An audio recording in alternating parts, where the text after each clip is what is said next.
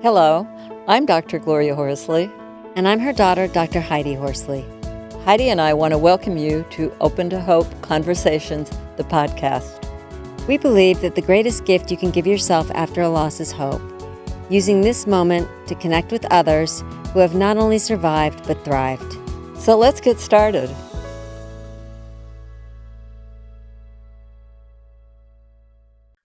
Welcome to the Open to Hope show. I'm your host, Dr. Gloria Horsley, with my daughter and co-host, Dr. Heidi Horsley.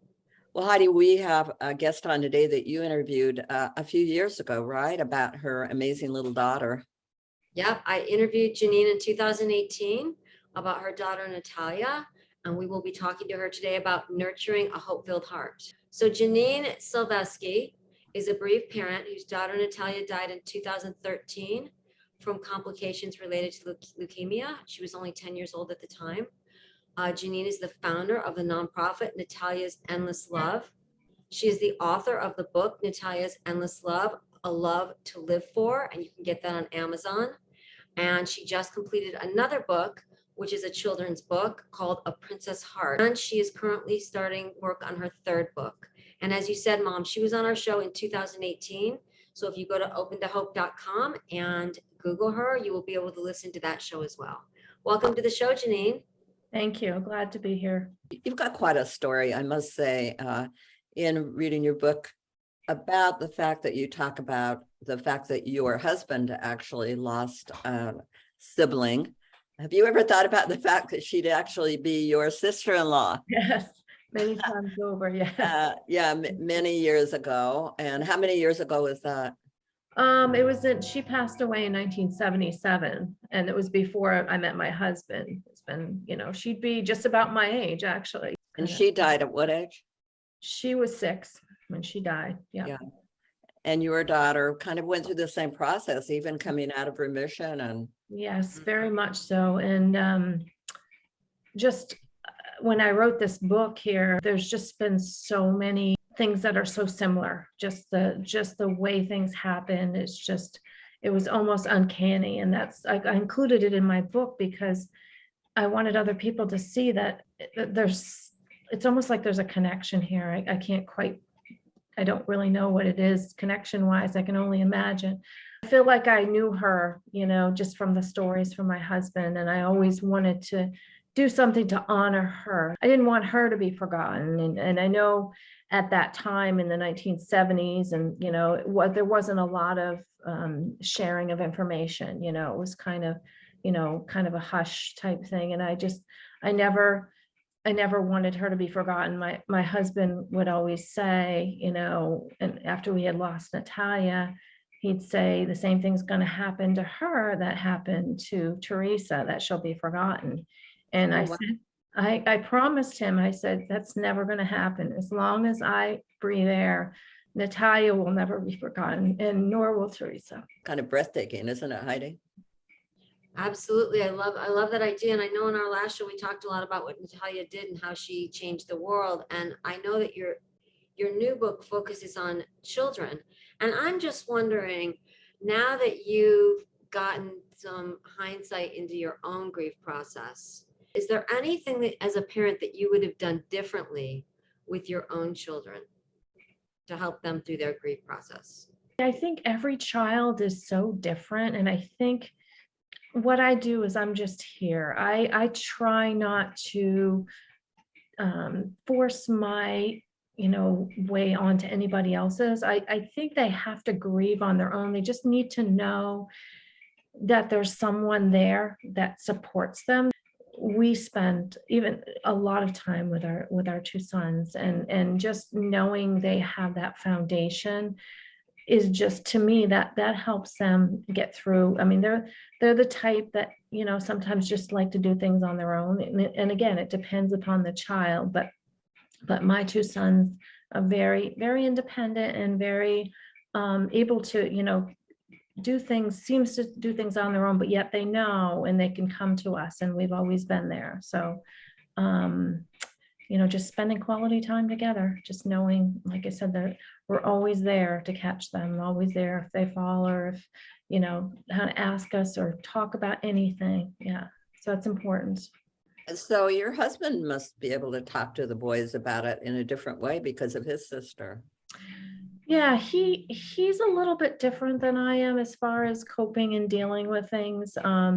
Yeah, I mean, he talks about his sister and relays stories about that, about her, and they're all, good memories. And, we always include Teresa as well in things that, memories and things we talk about.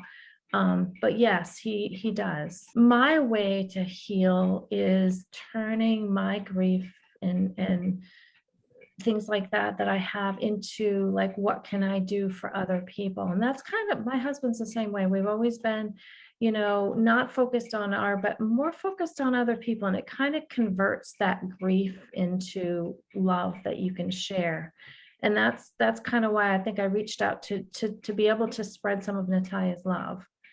And That's a good point, that we find also that when you can start reaching out to other people, it can make a big difference too. It kind of empowers you. Nobody likes to be a victim.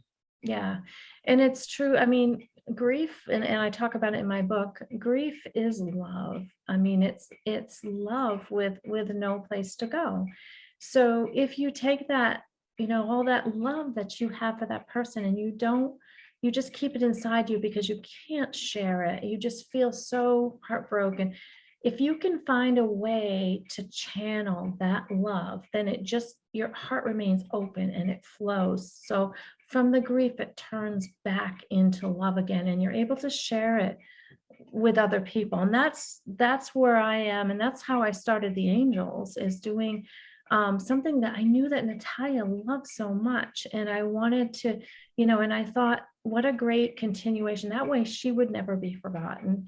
And at the same time, the love and the grief that I had, I could help so many people, just knowing that there's so much love out there, and that her love and everybody's love is just endless, and if you just keep it flowing and you don't close your heart and you keep your heart always open and always willing to help other people, then I think it in its own way, it's a healing process. So Janine, it sounds like when you first have a child or sibling die, sometimes your heart can close and you can feel like the best part of my life is over, or I'm angry that this happened to me. It sounds like the first step of opening your heart is to try to support other people or give back. Right. You find things, what I do is found things that Natalia loved so much, things that I knew that were her passion.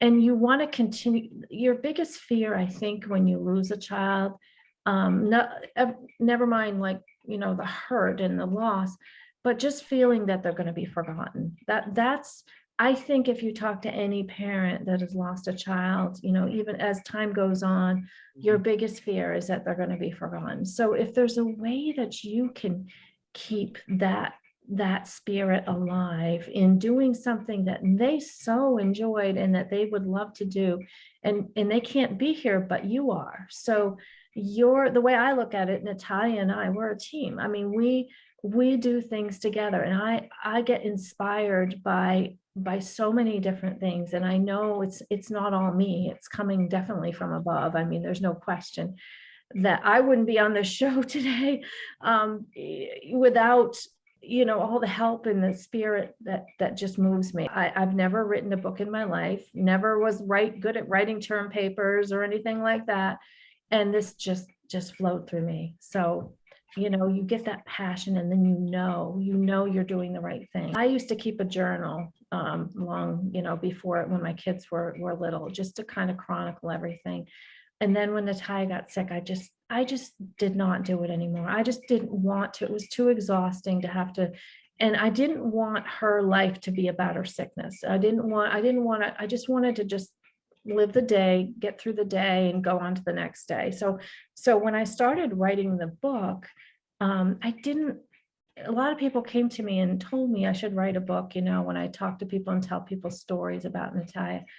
But my biggest fear was that I didn't want it to be about her sickness, because that's not what she was about. I mean, her sickness never defined her. And she was such a love of life that I wanted it to be a story about love, about what she was all about. How long after she died did you start picking up a pen again? Did you feel Yeah. like it right after? I mean, No, it took me probably 7 years afterward. It took me a while. And that was the last thing I wanted to do, was write about that.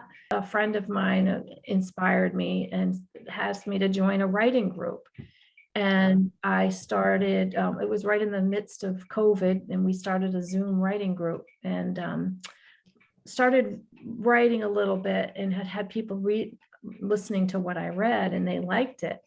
And it was, her story that I would write. And I actually started writing the book from the back first, and then I finished it, writing the first few chapters, simply because I thought I would write letters to Natalia. I thought I would start, the book would be, I thought that would be a good way to write a book, is write a book about, dear Natalia, something happened today and I thought of you, because these are all the things that happen to me daily.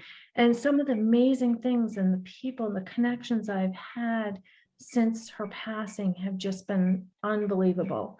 And I want the world to know, I want people to know that there's hope out there, and that I see it and I've experienced it. I have the proof that things have happened, and there's no such thing as coincidences. what do you remember was the very first thing that made you realize you were going to make it through? Christmas time. She passed away in August of 2013. She and Natalia and I had talked about continuing her angels for Christmas. And tell us about her, the angel. Natalia came up with an idea in 2012 for Christmas presents for her friends. She's found this little yarn angel that she loves so much, and she converted it into something that she herself had created, her own design. With angels are watching over you, little insignia on it. And she decided she wanted to give some to the hospital too. So she gave them to little boys and girls at the hospital where she was at. She gave them to the social worker, and then she got a call from the social worker how much it made an impact on some of the little boys and girls. And she was so touched by it that she wanted to continue it. She wanted to get bigger every year. And she said, Mommy, we can do this, next year. So that was kind of the start. And I just said, well, I'm going to do that because that's what she wanted. And then I got thinking, I didn't want the joy to end. It was like the joy that I got in delivering those angels, and the joy that I know Natalia would have had for somebody to receive them. I thought to myself, angels are not always just Christmas oriented.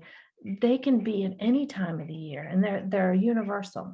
So I thought that, why don't I just continue doing that? That will inspire me to just keep giving to, other people, and I can give them anonymously. I can give them to, group churches, and, it's limitless. And how long after her death did you do that? In December, I started doing it. And then in January, I started, just spreading the word about it. This is what I'm doing. And I donated some to the Grieving Children's Foundations. And that's when I reached out to you guys, the Compassionate Friends. The original time was right around that time when I was doing, the angels, trying to see that I could, spread the word and basically, help other people. So taking something that she cherished and loved was a way that's when you really felt yourself moving out into hope again?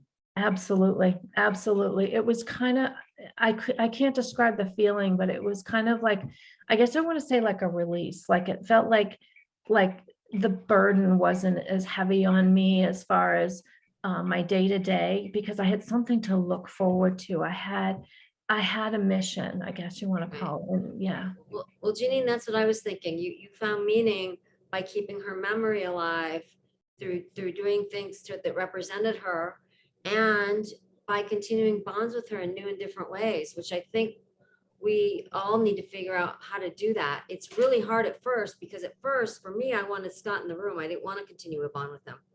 But over time, I tried to figure out how can I continue this relationship in a different way, and how can he be my guiding light, and how can I keep his memory alive and do what I do today. And Open to Hope certainly is doing that. And I think you're showing everybody else out there all these different ways that we can honor our loved ones that have died, That's as right. you have, and find meaning, which leads to hope, which you definitely have shown us is possible again. Now talk about your website. I actually do donation. It's a nonprofit, and it's I do her angels, and I continue those, and people can request them to send them to somebody anonymously to make somebody's day, to brighten their day with a message. They just email me with what their request is, if they want to do it anonymously, or like I said, or with their own message. It comes with Natalia's story. It has an inspirational story with every angel, because it's an angel with a message. And then I also have her artwork on there, and I created inspirational cards, bookmarks, and some of her drawings into inspirational pictures. And I've donated a lot to churches and libraries, and even the Children's Cancer Center. Some of her pictures that hang on the wall, and just and American Girl dolls too. She loved dolls, and she has a fund set aside for little girls to receive a doll if they get recommended for a doll. So many things that she loved, and those are all the three things that I think that she focused on so much, and that's what I share. I continue, especially her artwork too, because she always wanted a website of her own to share her drawings. So the next best thing is to have her artwork and cards and bookmarks, and just be able to make other people happy with them. So where can people find you? So we're on Natalia's www.nataliasendlesslove.org. Like I said, we're a nonprofit, and we do everything for donations, because it's about spreading the love, and it's pure love, expecting nothing in return. It's all just doing it because you want to show somebody that you love them, and that's what Natalia was all about. So Well, thank you so much for being on the show today. And yes. tell us what your books again. It's called The Princess Heart, and it's by my favorite illustrator, Natalia. This is the cover of it. Put it up. Great. Nice. It's going to be, it's Cinderella. It's called The Princess Heart, and that's going to be the story of Natalia. Basically just a children's book, probably ages 4 to 8. And then The Princess Heart reflects the beauty of the human spirit. So that is going to be about all the little things that people do on an everyday basis that are a lot of them are unseen, but they should be brought out in the light, and some of them we know about. But I think that little children need to see those things. They need to see the beauty of the human spirit with all the world today and the negativity that goes on. And we need so much for children to learn that love conquers all, that love outshines it all. And if we can tap into that at an early age and show the beauty of that love, I think we can change the world. I really do. So Well, thank you so much for being on our show today, and for all the good work you and your welcome. daughter are Thank doing. you for having me. I so appreciate you guys. Thank you, Janine. Natalia is certainly a shining light in the world. Thank you for everything you're doing Thank to you. spread the joy and the love. Thank you. Take And care. thanks to everybody for joining us on the show today. And Heidi and I always want to remind you that if you've lost hope, please lean on ours until you find your own, and God bless. I'm Dr. Heidi Horsley. You have been listening to Open to Hope, the podcast. You can follow Open to Hope on Facebook, Instagram, and Twitter. To learn more, visit us at opentohope.com and go to Apple Podcasts to subscribe. I'm Dr. Gloria Horsley. Join us again next week for another Open to Hope conversation, where we invite you to lean on our hope until you find your own.